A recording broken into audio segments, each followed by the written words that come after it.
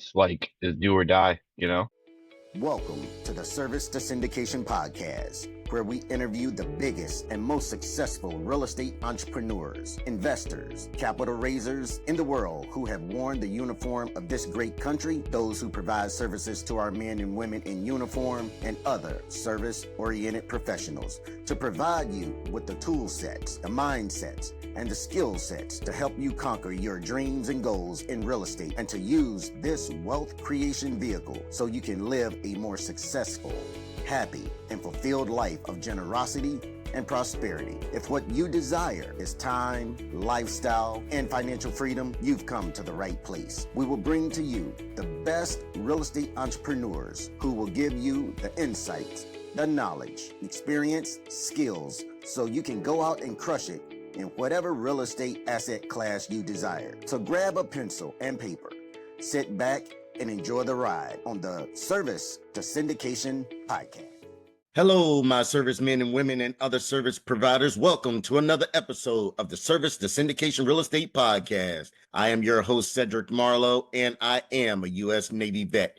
Here on the Service to Syndication Real Estate Podcast, we interview the most successful real estate entrepreneurs, investors, capital raisers in the world where most have donned the uniforms of our great country. We aim to provide the tool sets, the mindsets, the skill sets for you to achieve your personal and business goals while using real estate as a wealth creation vehicle to help you live a more successful, happy, and fun-filled life. I'm super excited today because I have with me top-notch real estate entrepreneur, Mr. Balkar Singh. Before I properly introduce our guest, as always, please, if you get some value out of this interview, if you get some type of mindset shift, if you get some insight, if you learn a new skill, new information, if you receive inspiration or motivation to go out and take some action and progress in your life, please share this episode with some of your friends. Send it to someone you know who might be or could be interested in real estate. Share it in your social media, post it on your wall, or share it in your stories. Help us spread our message while you help others. Again, everyone, I have with me Mr. Balkar Singh. He is a U.S. Navy vet as well, who served in the Indo-PACOM region, where he supervised and mentored more than 25 junior sailors and led more than 300 hours of training. Drawing from his leadership and operational experience in the U.S. Navy, Balkar is now channeling his expertise into the real estate industry. In his time in the military, taught him the value of adaptability, attention to detail, and teamwork, qualities that are crucial for navigating the real estate market. Balkar is dedicated to helping clients achieve their goals with integrity and professionalism. Whether you're buying, selling, or investing, he is there to support you in every step of the way. All right, Balkar. The first thing that I like to do with my guests is have them walk me through their real estate journey in about 75 seconds or less, and then we'll start to unravel a lot of that. Oh, wow. Okay, 75 seconds. So I came from the Navy, obviously. You already kind of introduced that. I was in for 5.5 years. I put my time and effort in there. I was on the west side of Washington State, and then I came out to I want to say Japan. Had about 3 deployments out there. And then as I was getting out, I realized I didn't want to be in no longer. I foresaw my direction where I was headed, and I got into investments, and I searched and navigated all the internet to find information where it can help me kind of make sure that transition ends up well, because a lot of people it doesn't, you know. So I went on this a journey of learning all about investing in real estate and stocks, crypto, all the stuff. And as I was getting closer to it, getting out, I was like, there's a SkillBridge opportunity, which I don't know if many people know about it, but it's a program in the Navy where they kind of allow you to intern for whatever real estate opportunity or opportunities outside of the Navy. So you kind of intern it. Then once you get out, they can either offer you a job or not offer you a job. So I joined this veteran group, and they gave me an opportunity, and I got my pre-license, and 6 months ago I got licensed, and now I'm here sitting across the table with you, or I guess Zoom. Was Yeah, was that exactly.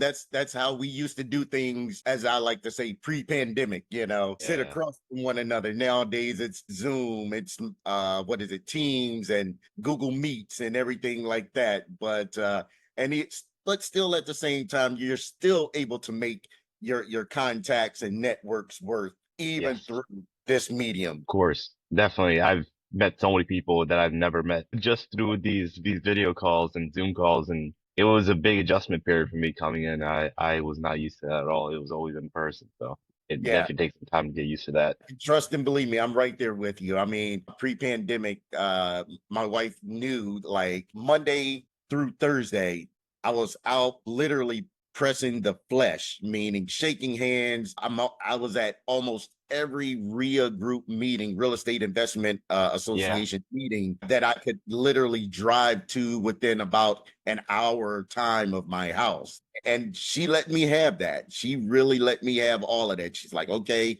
I know this is what you want to do. This is the profession and area that you're looking to continue to grow in. Mhm. Go ahead, do your thing. And, the weekends, I tried to make sure I made time for her because she was sacrificing that during the week. So, Yeah, shout out to Miss Marlow. absolutely. There you go. Absolutely. Yeah. Letting you do your thing. Yeah. Cool. So, what prompted you to join the military? What prompted me in the military was, I mean, we kind of went over it a little before we got on this podcast, but when I first I was out of high school, so I was fairly young, and then I saw this one of those college fairs, and there's this Navy guy there, his Army and everything else, and I just knew where my life was headed, and the people I was with, things I was doing, and you kind of have that kind of foresight of you like 10 years from now, I know if I'm still hanging around these same people doing the same things that everyone else is doing, you know what the person you're becoming. You know exactly what's going to be, where your life is going to unfold. And I knew that's not where I wanted to go. And I needed a drastic change in my life to kind of adjust that, at least the direction. No matter what, at least myself, I feel like the environment you're around and the people that you surround yourself with and the people that lead you in places, they all affect your life in drastic ways more than anyone understands. I knew I had to get out, and the Navy was my way that I saw that I can at least head in a spot where I can have the skills and tools to make sure I don't end up where I think I'm heading, you know? Yeah. Yeah. Now, like you mentioned, we discussed that a little bit off air. I was right there with you when I was coming before I joined the military. I already knew, I foresaw where my life was headed. There were three alternatives. I'm from a small place in Arkansas, so I knew what my alternatives were. They were either to work at this chicken plant, not that it's a bad thing. A lot of people have retired from that major organization, but I just didn't want that for myself. It was either drive trucks, which I really didn't mind. I really wanted to, but My or family's in that too. yeah, Yeah. great profession. Yeah. Or the last one was go to jail. And I'm not built for jail. I'll let anybody know. I'm not built for jail at all. Those of action where I grew up. And so I was like, you know what? The military, I can do a lot. They'll help you eventually pay for your college if that's where something you eventually want to do. Yeah. I can also get free travel, I mean, those were big selling points for me too. Like I saw my brother going into college. I saw my sister going to college, and I was great. I was like, yeah, like that seemed awesome what they were doing.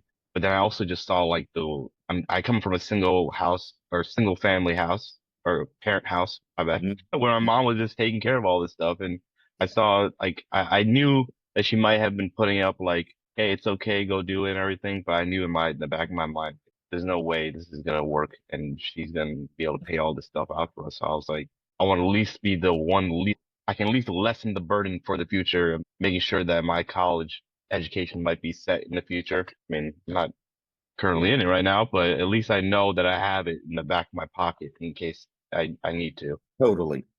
Yeah. I was right there with you.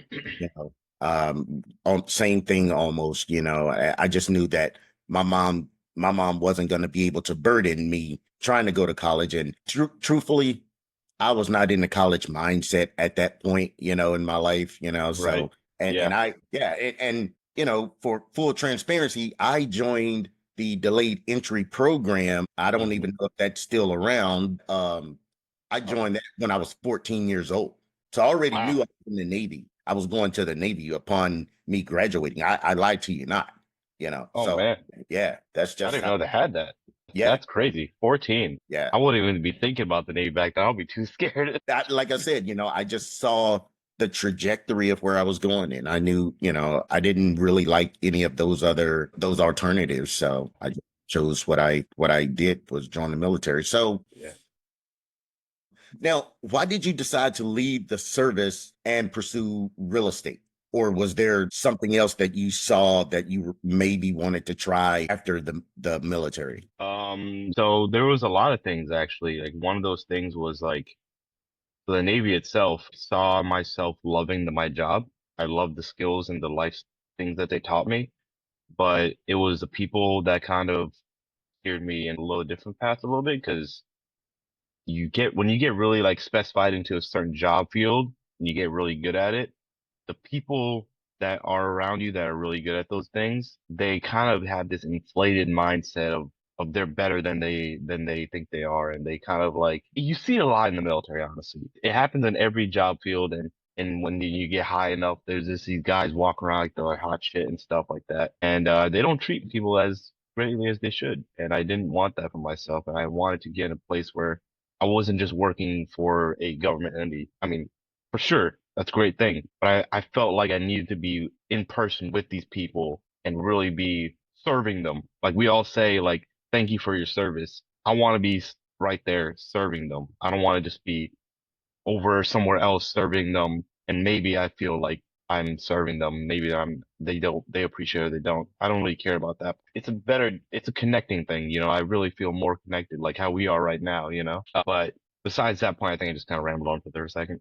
Once I kind of got out of that, I was like, all right, I'm getting out. What do I do? And I just dived in and I was like, I need to make sure that I'm financially set because financially is like what I always hear about. Like every problem of everyone talking about is like financially, I just couldn't make it. Like I had a steady paycheck coming in and now I don't have it and I don't know what to do. I want to go to college. I want to do all these things, but they all require some type of capital. And I went into investments. I was like, maybe if I start pushing my money into something right now that like I can at least have something saved up where I can try to push out my goals and dreams that I wanted to do. So I watched a podcast, I read the books, I listened to the YouTube University, and I listened to Alex Hormozy, Graham Stephan, Brandon Mulrin, one of these real estate guys, and I was getting to sales and investing. Like, I kept on going into that, and I put a lot aside.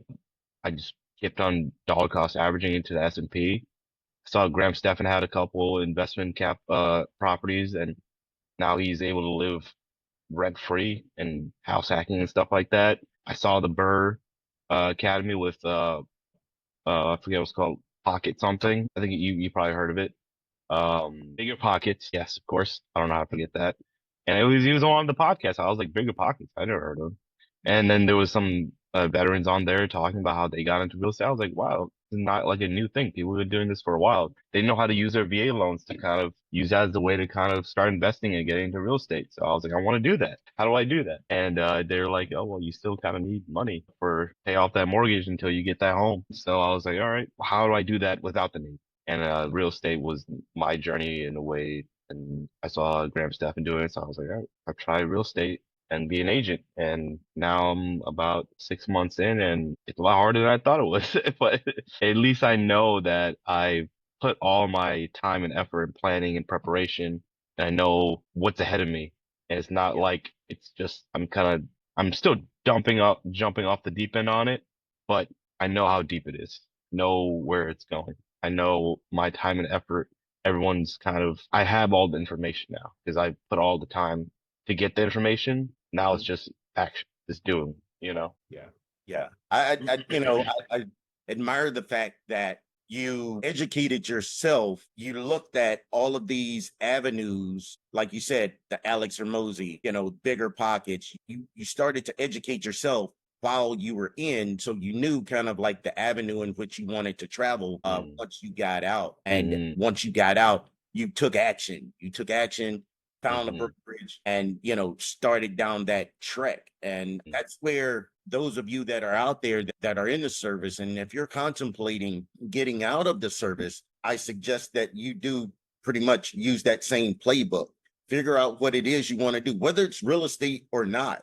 Figure out what it is you want to do. And while you're in and you're getting a steady income, start educating yourself on whatever profession it is that you want to go to, and start literally investing in yourself, right. meaning going to these conferences, doing it for free sometimes, finding people that are in that industry and tell them, hey, look, I want to be in this industry. Let's do, can I be your intern, or, whatever you can do to help yourself get better Yeah. trained in that industry before you actually come off the roll, or, get off the paycheck, and then you're out Yeah. there floundering. Yeah, I mean, right now I have a friend right now that's in real estate with me, and he still has the paycheck coming in from his veteran benefits and whatnot. And for him, it's fine. He's chilling. It's just a side hustle. It's a part-time thing. For me, I planned this ahead and I saved up and made sure that I was able to go in this full time. And for me, it's like it's do or die. You got to make this work, or you're headed back, or you got to go back to security. You got to go back to going part time. And Yeah. I foresee this job being a full time gig because there's a lot more effort if you want to make it work very well on a high level, and it's gonna be hard to do that part time. But I don't say that that's anything wrong with that at all. I Yeah. think that you should definitely do it. You should definitely do it part time if you don't have the capital or saved aside to go in head first. No, I totally admire your courage, because yours is plan A or plan A. There's no Yeah. plan B. It's plan A or plan A. That's it. That's all you got. So a lot of people, put all your eggs in that basket, and you're gonna make it work. So another question I have for you is: it sounds like you didn't have a job outside of the Navy before you got your real estate license, or am I putting No, words in, so to you're speak? you're right. I mean, I had maybe like a friendly's job or something like that. Had worked there for like a month or two, and then I worked at my uncle's gas station for a little bit, cashier job. But it was nothing crazy like a career path Oh, that I had going in. I always high school, Navy, realtor, and it went straight down that way. And I've fiddled with looking at college, and it could be a path that I end up going down during maybe in the future. But I mhm. foresee I love working. I like to be in the grits. I don't want to. I love education too, Yeah. but I think there's a lot of more avenues we have for education now than we ever did before. Like college isn't the only avenue like it was in the past. I educated myself for 2 years without any college at all. I didn't have to spend a dime. And I think we don't take advantage of all the education that's available to us nowadays. And because of that, we kind of have to do more work to get the right education because there's a lot of these gurus around here. And I don't mean any harm against them, but they sometimes damage because the real education out there is still very valuable and it can be found. You just have to make sure you're due diligent about it and you're making sure that you're not getting into any of these rug pulls or anything like that. Yeah. So, how did you choose which brokerage you wanted to work for? So that one was very interesting. I kind of didn't really have many choices on that part because I mean I'm still grateful where I ended up. It's still a great brokerage. It's just a little more on the technology side. But it was through this program in the Navy called SkillBridge, and it kind of helped transition military folk from whatever branch they're in, like mine was Navy, into the civilian sector through some internship of like 3 to 6 months Mhm. so that once you get out, you kind of already have some skill developed, the certifications gotten done for, and then at the end, maybe they can offer you a job. A lot of times, sometimes they work out like mine did. It took me a big period of time before that where I was just still getting used to the civilian life. So if you're someone out there right now and you're just getting out and they're saying that I have to get a job immediately straight out the door, like I'm not saying not to do that, but give your time some like adjustment period because the big time pull. Like when you were getting in, they ran you through boot camp and all these other things to make you ready for the military life. The same way on the back end, you know, you still need time to kind of allow yourself to adjust to the environment that you haven't been a part of for the last, for me, it's 5.5, and for you, it was, you said like 8, right? It's a Yeah. huge just there, and now you're over here. You know, it can take a long time, especially if you went through a lot too. Yeah. Yeah. That was a great analogy, how they put you in boot camp, which prepared you for the military, and doing it on the back end is great now, because I'll just be honest, like there was no skill bridge when I got out. There was that course they give you, 2-week course or something like that, where what was Was it it called? TAP? Was it TAP. TAP? TAP. TAP. Yeah. Yeah. Transition Assistance Program. Yeah. Yeah. That was great too. Yeah, That was good that too. that was about it. So the skill bridge is something new, and way to go, Navy. I'm giving you guys your plug and your kudos right now. Way to Yeah. go. Yeah. How should a newbie vet a brokerage to work for? Like if I decided I wanted to go work for, I don't know, Keller Williams or uh, Mm, whomever, EXP, there's Century 21. How yeah. should I vet them to decide that that's the right one for me to work for? Okay. So I'm with EXP right now, and I'm very grateful for the education they've have given me. But I think you have to specialize it for your needs. Because if you're a person that knows that you work better in person and you need that kind of one-on-one training, especially if you're newer, then maybe it's better if you go with a local brokerage and just study up on them and see what people have said about it. I know I went through my review stages, but also just go in person, be like, hey, I'm not here to join, but I want to know what you got.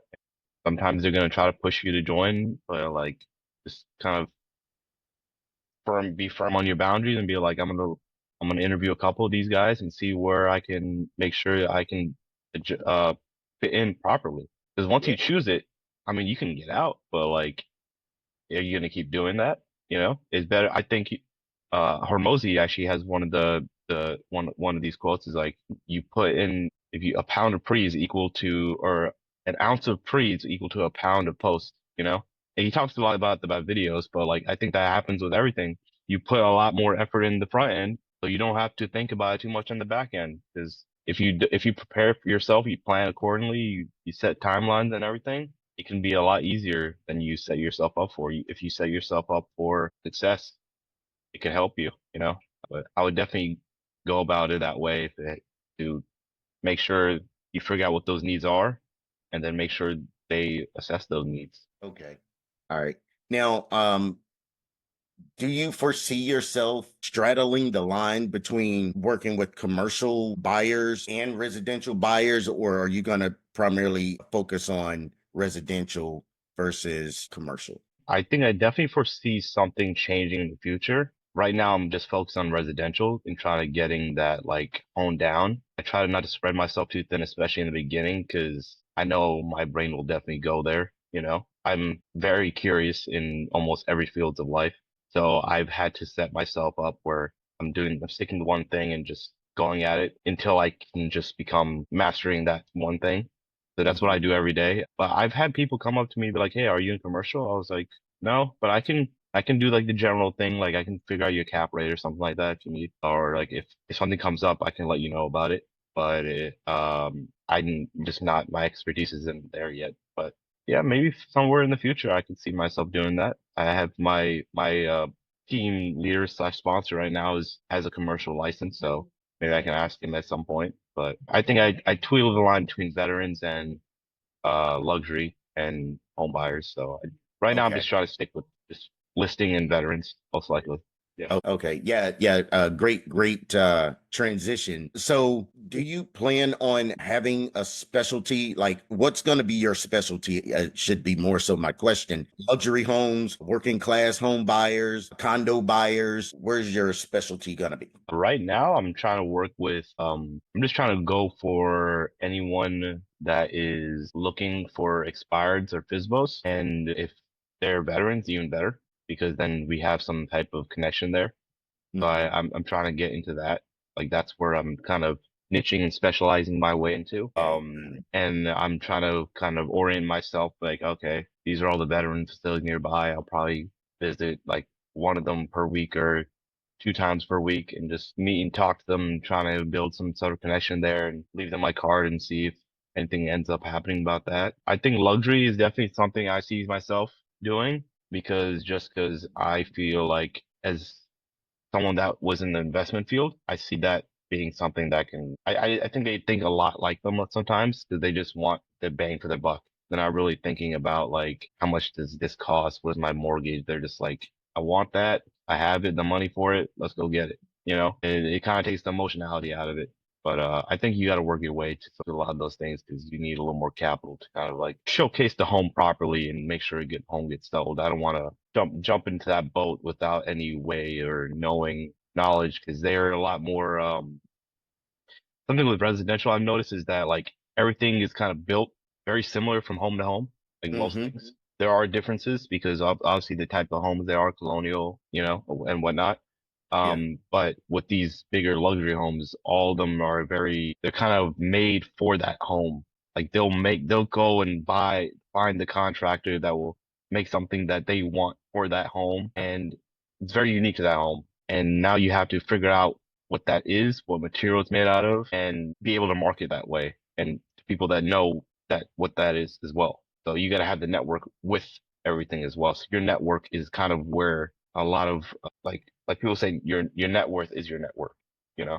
So That's right. You gotta know the people and your net worth will grow. But if you don't know the people, then you're not really out there helping anyone. You're kind of just trying to beg and plead for someone to work with you, you know. Yeah.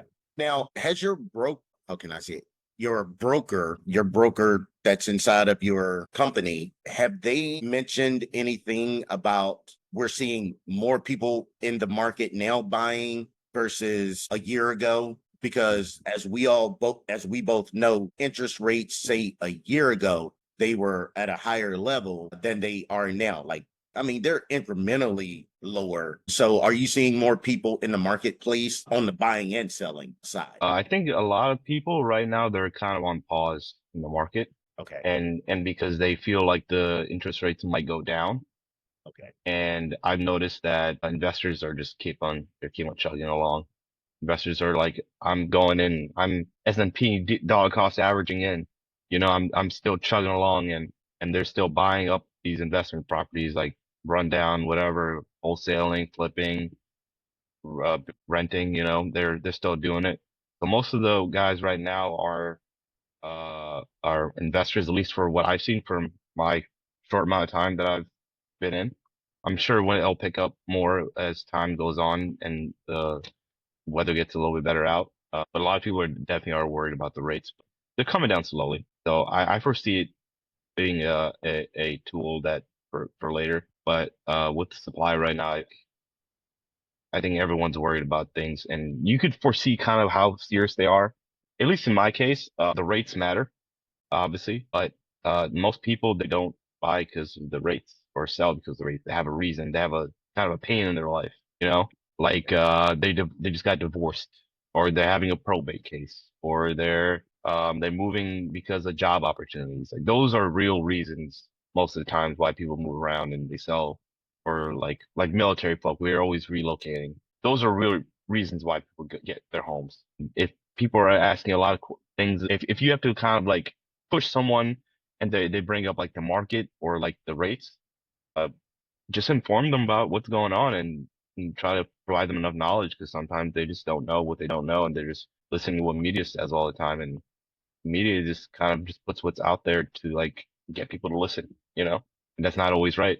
A lot of stuff with real estate is boring and that's not what is portrayed out in the media. So. Yeah, no. Great point. Great point is that, yeah, I can sit here and I can watch ABC News, the news, not going in either way, with what station or network or anything like that. But yeah, you can sit there and you can listen to what they say. Oh, the interest rates are going up. But until I, the consumer, talk with a professional such as you who are trained on, okay, yeah, even though they're going up, you hear that they're going up, but in the local market, we're staying steady and the interest rates are X and we foresee them going actually down, even though you may have just heard on the news that they're going up. So yeah, that's definitely a great point, that until they sit down with a real estate professional such as you to really find out what's going on in that local market is probably the best thing, whether, especially if they're considering buying or selling. Yeah. Definitely. I mean, I couldn't have said it better myself. You're right on point with that. I see people and they're saying that they don't want to talk to anyone about real estate right now because they're not ready for it. I'm like, well, let's say this, right? Like you're going into something that you know nothing about. Are you gonna go when you're ready, or are you gonna go and prepare yourself so that when you do become ready, that you can take action on it, you know? Like you want to always prepare yourself before getting into it, not when you're in it, you know? And I foresee a lot of people, that's kind of like the reason to not. I'm like, well, you don't need to buy anything right now. You can just have a conversation. You can just connect and I can just tell you what's going on. You know, I could, you could talk to the mortgage guy and just tell you what right now, what it looks like that you can, with what you have. And maybe if you want, we could set a plan up for you so that later down the road, your credit score is not where it's at right now. You know, Yeah. all those resources we're not just a real estate agent. We're a network of people. We have connections everywhere that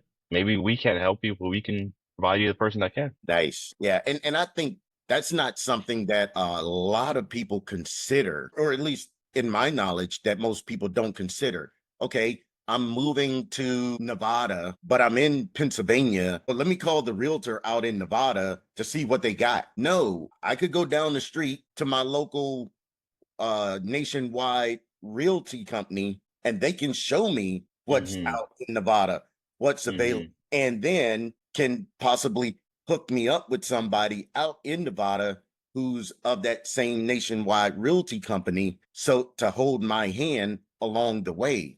Man, that's something I'll be honest, I've never even considered that. I never Right. heard anyone speak of it. Yeah, man, that's That's a awesome. great point. I mean, like, I'm just gonna put a plug out there for my brokerage right now. Like, I'm with EXP and our network, or our network is out in every state and international. Like, if you need anyone anywhere outside of where you're at in your local place, and you think that the person, your local market is not enough to kind of provide you that, you can at least ask him and be like, hey, do you have anyone out there? And they might have someone, or at least you come to EXP, we will. There you go. Good. Yeah, way to go. So I'm a first-time home buyer. I've never done this thing before. What should I look for in a realtor? Well, for one, you need to make sure that like when you talk to them, that at least you can be comfortable and be honest with them. Because sometimes they might push you to do something that they're just pushing. They're just pushing, and they're not listening. So I think if they're asking you questions about what your needs are, what you're trying to do, like if they're asking these questions, I think people get very comfortable with questions, especially if they don't know who the person is. So I would first figure out who that person is and maybe you like them or not, have that sit down with them. It doesn't need to be talk about real estate, just kind of talk to them and make sure you're able to have that honest conversation with them so that when they present you with questions about like your finances, what you're looking for, your job, why are you okay like with the move? Is this a very hard move for you? Is there going to be a lot of emotional stake in this for you? You know, those questions can be very hard, especially if you're around a realtor that you don't feel like they're out for the best interest in you. You know, so I would definitely make sure you have that sit down conversation, just get to know the person and be like, okay, I could see myself working with you. And when we're going through transactions, that I know this guy's going to have my back and he's going to negotiate for me. I think definitely that's the first step. And then I think I already kind of went on the other side was like, make sure they're asking questions about you. Like they're asking the right questions. And you're asking questions about them, you know, about like, where am I going with this? Where are you looking at? This is what I want. Are you going to find me that? And hopefully if they're the right realtor, they're honest with you. Like a lot of times realtors, they just want they just want to get to the closing table with you. They just want you to push you to a home that you might not like, you know? And that kind of ruins the reputation for a lot of realtors, but that's the honest truth. So make sure that like if there are things that if you're looking around the neighborhood in the market and they're telling you XYZ, there's plenty of those things around. Make sure there are those things around and make sure that the realtor's able to kind of have that conversation with you. Like honesty comes both ways. So if you're being honest with them, they'll be honest with you, you know? Yeah.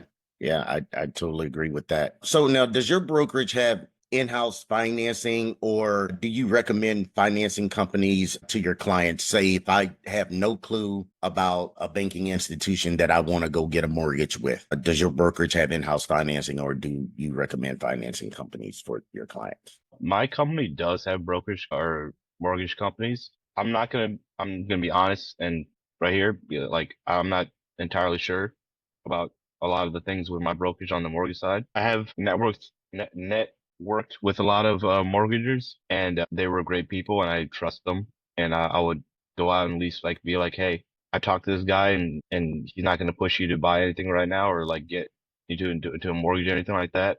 Just have the conversation, sit down, and hopefully you can figure out what the option is for you with your situation that you have right now.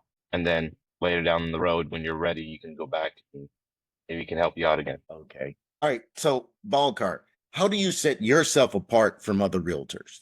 I try to be upfront with everything. Like, I'm going to tell you exactly what I'm going to do. And I'm going to tell you in the beginning, like, hey, I might not be the real estate agent for you. You know, like, I don't know if I am. Maybe I am. Maybe we can have that conversation and then feel it out.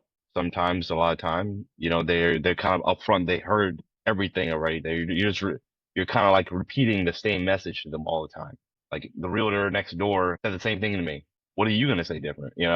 So for me, I just try to tell them that it's okay to not want to work with me. And sometimes that's something they never heard before. And that can be a real opening for them to kind of like, okay, maybe like this guy's different, like I can see something here, he's being honest with me. I haven't felt that before. I also come from a veteran background, so I know what it feels like to go through emotional like circumstances, like hardships in life. And I understand like if you need that kind of sincerity, I will give you that room. Like I can be there when you need, and I can let go when you feel that it's a little too much right now. But I will make sure that you get through the process the way that is best for you.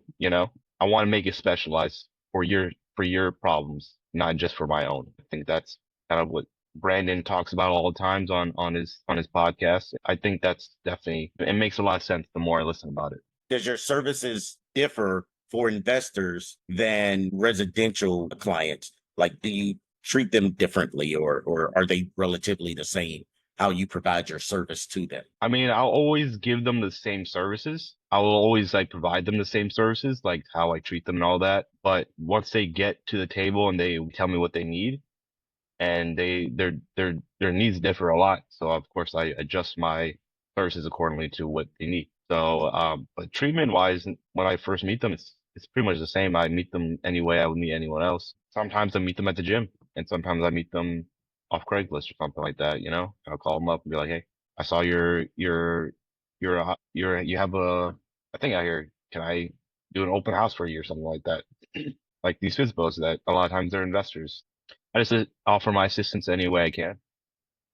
But I think where I meet them differs, but the conversation that I have with them, usually they start the same way. And then usually they're a little bit more interested because I don't have to like educate a little bit more on them. They kind of already foresee what they're getting into, and they know it's a different direction than just living here, kind of doing something with this capital.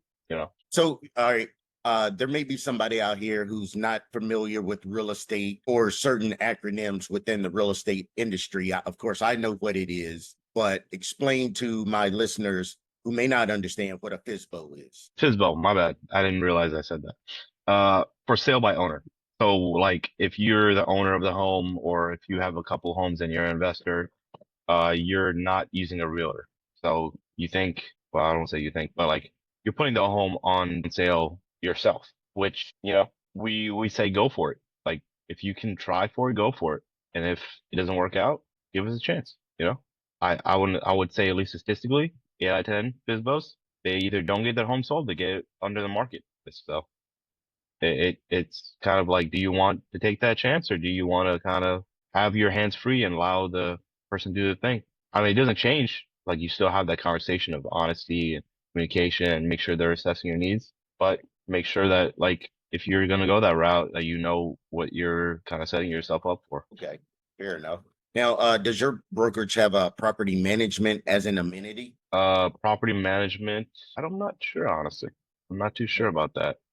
I'm not sure. Yeah, the only reason I ask is because I know there are certain brokerages that have it as an arm. It may not be necessarily associated with that particular brokerage under that brokerage name. It could be Cedric's Property Management Company. I could be the broker of record for my brokerage firm, but I have an extension that's Cedric's Property Management or something like that. No, that's the only reason I ask.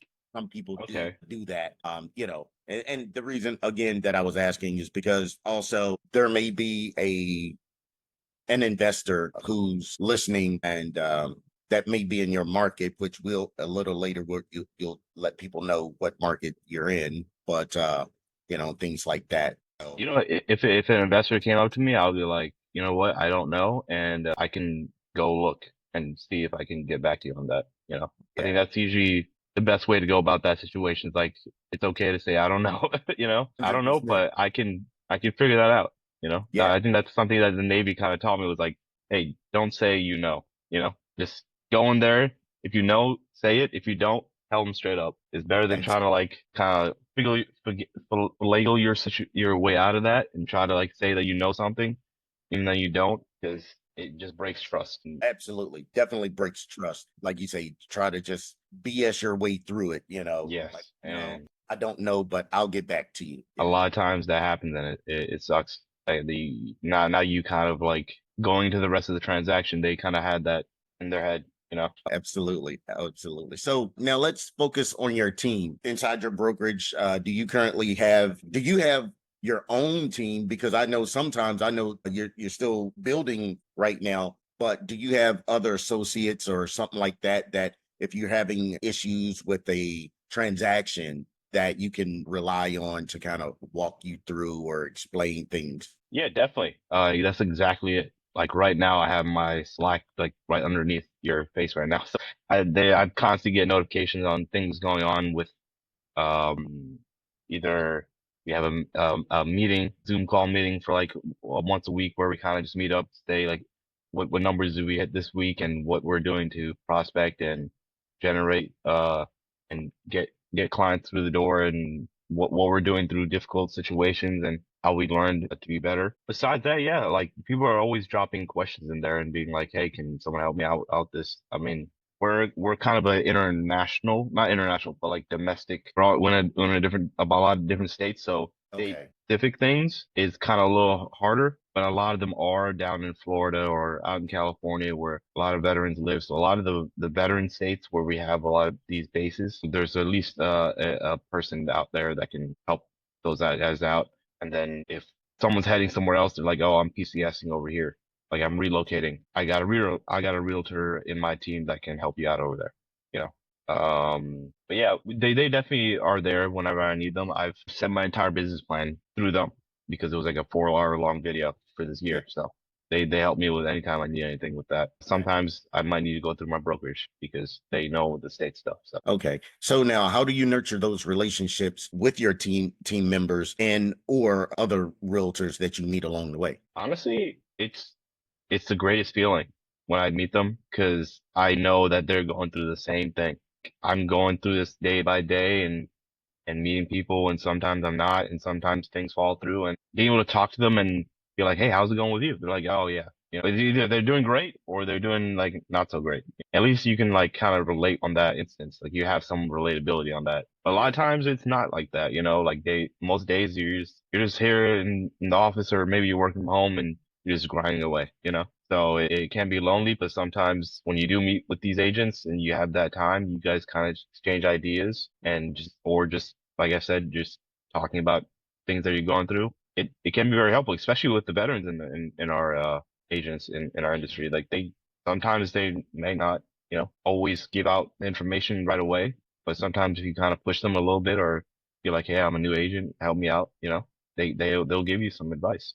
And like you said, those REIs, the investor network events, and some of these C classes, a lot of veteran agents are at these events. Like not like veteran, like U.S. veteran, but like agents that have been in for 20 plus years or 10 plus years. Most new agents aren't going to CE classes because they just got their license. They don't need any continuing education classes.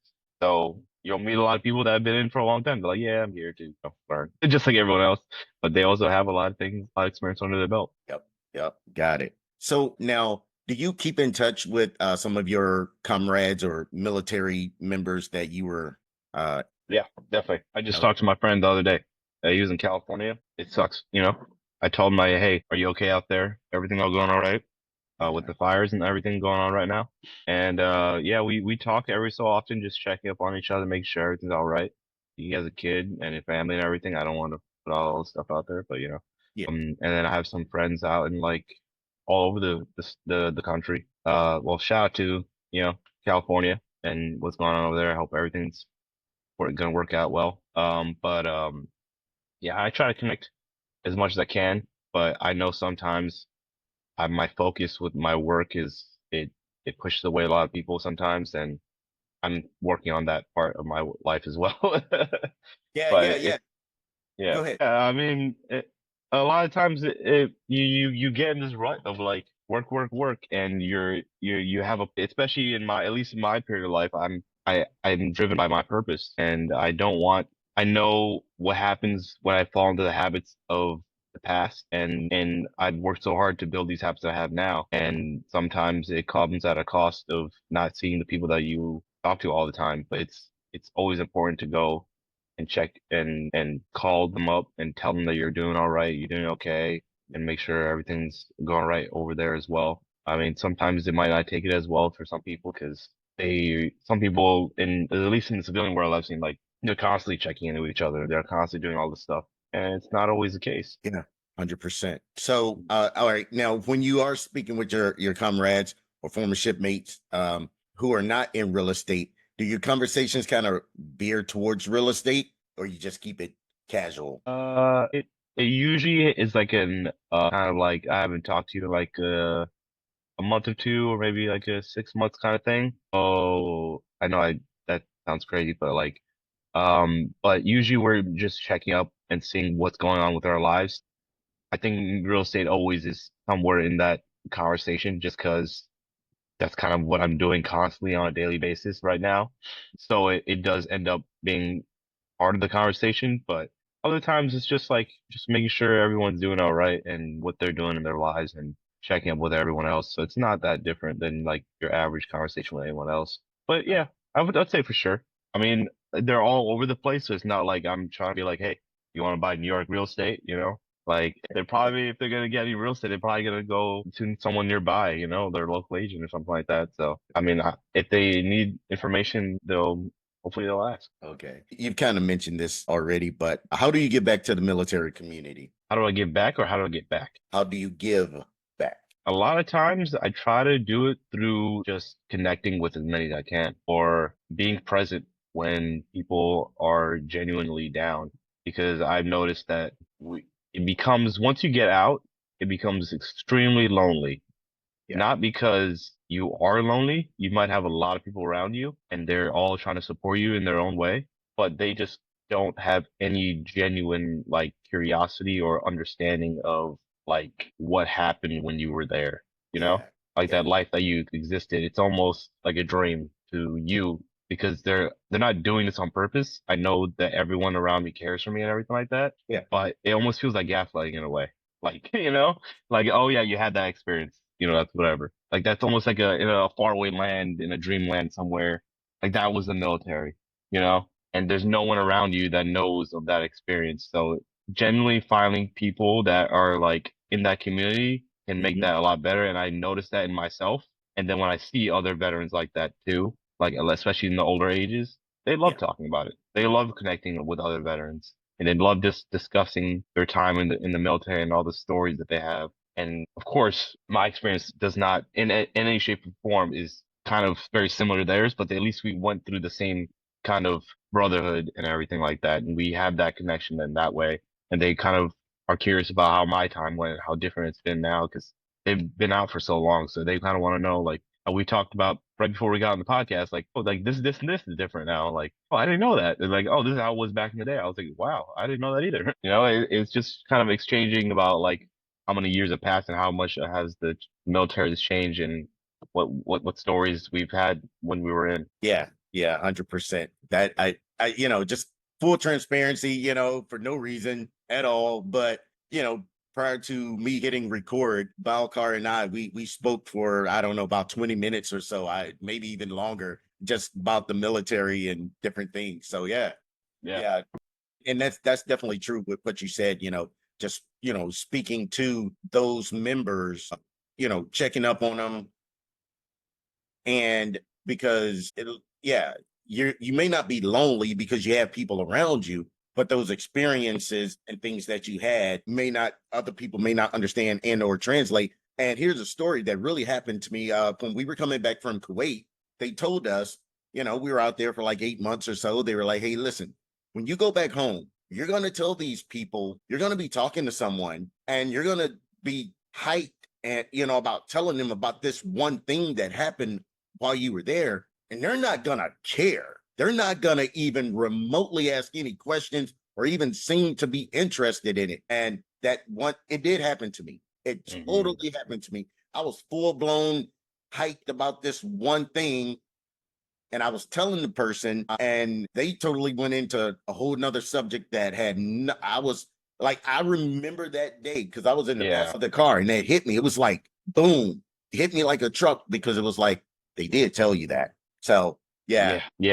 I honestly, I don't know what it is. I think it's kind of like, for one, it's the more you go through, the more you can kind of talk to, I guess, like with those kind of times that you go through in your life, that period that you had. And it's way harder to understand someone's situation if you haven't gone through the situation yourself. Like it's kind of getting a little philosophical a little bit, but I see it like this, like you only understand people as much as you understand yourself, you know? So like when people get to have conversations with you, they'll only go as deep into you as they would with themselves. So sometimes they're not at that point where they can have those conversations because they don't know themselves, you know? And when you bring that up, it kind of makes them a little bit uncomfortable because they're not ready for it yet. And it sucks because you now you need all these people that kind of just you kind of have to have this shallow experience with them. You only live on the shallow part of like conversations or experiences with them because you have to kind of what I say a lot is like every year in the Navy was like 3 or 2 in like civilian world just because you're just put through way more than you should in a single year because they just push that into you whether you like it or not, you know? And it shows in every time you have a conversation with someone because they're just like still kind of in the rut. And it's been for me a long time, but for them it was just like, oh, it was another 5 years. It's like, yep, cool. You know, like my school was like maybe 4 months. I mean, it's obviously not the same level at all. Like there's a whole degree and classes they go through, but it's kind of an example of like how much they push into a single period of time. They're like, all right, go do it now. Absolutely. Absolutely. So, Balkar, before you became this very successful person I see in front of me, give our listeners a little bit of your backstory, like where you grew up, how was your upbringing, and what in your past shifted your mindset into becoming the person you are today. I mean, this gets a little deeper, but we don't. I don't. You don't have to, go so deep that I'm sitting here crying and everybody. No. Stories, but what I mean, I like it. Yeah. I love telling people because it does get deep, but for me, it's kind of like, all right, I gotta like prepare myself to make sure that I'm telling the right way. But I grew up in a single family household with my mom and my brother and my sister. It was out in Queens, and we kind of like I went through my elementary school life over there. It was like life, you know. We kind of like had our time there, and the kids were not so friendly with me, and I was also a person that of color, and I kind of had what's it called, a turban and stuff like that. So it wasn't very big at that time because of what happened in the early 2000s and stuff like that. So it wasn't the greatest time, especially in New York. So I'll just keep it at that. So that experience of my part of my time was very inclusive and kind of kept myself a lot over there. And then the Queen's life was a little different, and it kind of shaped a lot going into the rest of my life because I knew that that's not what I wanted to do with the rest of my life. I didn't want to not talk to people. I didn't want to be so introverted. So when I moved out to Long Island in Nassau County where I live now, I kind of was a little more pushy with myself. I was like, I want to push myself to kind of meet people, build, like, have friends and stuff like that. I don't want to keep it all jumbled in. So I push myself out there more, and I talk to a lot more people out there. And even if they didn't like me, they just kind of like, it was more, I think even then, like, I had this kind of extroverted kind of personality that everyone kind of drew themselves to. And there, it was a little more different than the average Joe. And so it kind of allowed people to kind of come about and talk to me and be like, wow, this guy's a little more authentic than everyone else. Than I just kind of doing the thing that their mom and dad taught them, because sometimes I just didn't have any of that taught to me in that way, you know? It wasn't like I had a mom and dad that kind of was, hey, this is how you go about doing stuff with people and stuff like that. It was kind of like, keep to yourself, don't tell anyone about much about going on in your life and stuff like that. And that's just kind of how I thought of everything back then. But and then afterwards, I was like, oh, well, people like me for me, then why not keep on doing more of me? So I just kept on trying to be as genuine as I could be, and I love that about myself for like now. But I think back then it was kind of like ostracized, and people didn't really, they thought that was not, that was very unusual for a kid. And that was me through middle school and high school, and it still kind of continued on with a lot of this kind of like, oh, you're odd. That's kind of weird, you know? And then as I grew out of it, I mean, I grew older. I kind of really genuinely loved that I kept on doing that, even when people said, "Hey, you're not, you're different." I was like, honestly, I wouldn't want to be like everyone else. If I was like everyone else, I would be average, you know? I'd The be average, average. absolutely. Yeah, Yeah, I'd be forgettable, I'd just be yeah, amongst the herd. exactly. I just had that conversation yesterday with my cousin, and we had the same thing. We were like, why would I want to be amongst the herd? Yeah. Why? So, yes. Exactly. And Yeah. a lot of times the things that make us different are the vastly different life experiences that we went through. So I now every time I look back on those experiences that I had, they really sucked in the moment, but it kind of built a lot of the times and the other struggles that I keep pushing myself towards, because it allows me to kind of go through hard times and know that it's just another hard time. Like, you've had these already. It's just another one. It's just another one. And at the end, you're just getting better. Like, you're building the skills that, or the person that you want to become at the end. And that person is someone that is happy with who they are. I was very opinionated about things Right. because it came from a different perspective. And I think hearing that perspective of some people made them more curious about me, because they don't think like that sometimes. Because I think our experiences and the people that we surround ourselves with craft how we view everything else. When you have a different opinion on something, it's entirely based off of what everything happened in the past. I'll be real quick on this part. I saw this bamboo uh plant in my cousin's corner yesterday in his room, and I was like, hey, this is how you kind of see life. Like, you see that bamboo thing, and I'm like, I went to Japan and I saw these things. They're everywhere. They grew 100 feet, and like they were like everywhere, and they were huge. And it was like this crazy thing that they had in Japan that they didn't really have in a lot of the places. And to you, it's just like that thing that you see every day in the corner, like that daily kind of plant thing. And that's like how I think like your reality kind of is shaped by everything that you had. I genuinely really love, like, I think a lot of people hate on themselves because of like of the past that they had, but I think that shaped me the way I am, and I wish no different on it. Well, Balkar, it has been a blast having you as our guest today. And as we close out, please tell our listeners where we can learn more about you, get in touch with you, and learn about all the fabulous things you have going on right now. Oh wow, I have a lot of the social medias. I'm mostly just active on Facebook and Instagram. You mostly just see updates on the market on there. I'm gonna try to get my face more out there. I love that you've already kind of done that, but I think I'm gonna start trying to push that out more and be more show this face out more there.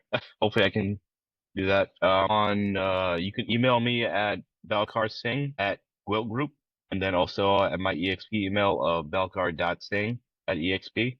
I've been fairly active on LinkedIn, but not too much on TikTok. Yeah, it gets to be a job in and of itself. Trust me, Yeah. I know. So, well, awesome, Balkar. Again, I want to thank you for your time today and all the wisdom you have provided to my listeners. It's greatly appreciated. And I want to thank you, our fans, for tuning into the Syndication Podcast, where we want to provide value to you and your investing business. Please tune in to our next episode where we will interview another fantastic real estate professional. See you next time. Thanks for listening to the Service to Syndication Podcast. We want you to know that we love and appreciate your support, and we are grateful about being a part of your journey to becoming a successful real estate entrepreneur. Please share this episode with a friend who you think will get a lot out of what you just heard. Send it to someone who you know is interested in real estate and dreams of having it all and being the best they can be in all areas of life. And if this was really valuable, share it on your social media stories and timelines. Thank you for watching and listening. Now go be great.